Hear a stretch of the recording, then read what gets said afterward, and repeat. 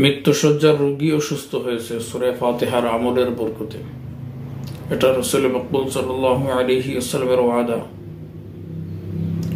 যদি কোনো জটিল কঠিন রোগে আক্রান্ত রোগী হয়, হসপিটালে ভর্তি, ডাক্তাররা রিলিজ করে দিয়েছে, তার আর কোনো চিকিৎসা নেই, সময় শেষ হয়ে গিয়েছে, কিন্তু আল্লাহ সুবহানাহু ওয়া তাআলার কাছে যদি আপনার হায়াত বাকি থেকে থাকে, সূরা ফাতিহার আমলের বরকতে অবশ্যই আল্লাহ তাআলা তাকে সুস্থ করে দিবেন, যত জটিল এবং কঠিন রোগ হোক না কেন।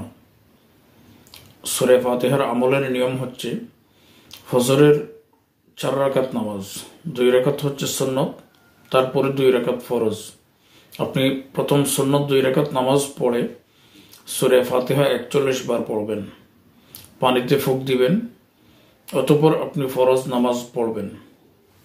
এই পানি 41 বার সূরা ফাতিহা পাঠ করা পানি আপনি নিজে পান করবেন, আপনার পরিবারে অসুস্থ রোগীকে সেই পানি পান করাবেন, তাকে গোসল করাবেন।